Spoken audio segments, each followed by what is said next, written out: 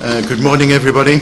I'd like to continue this session with a presentation called Certification of Engine Health Management Systems, Guidelines for Selecting Software Assurance Levels.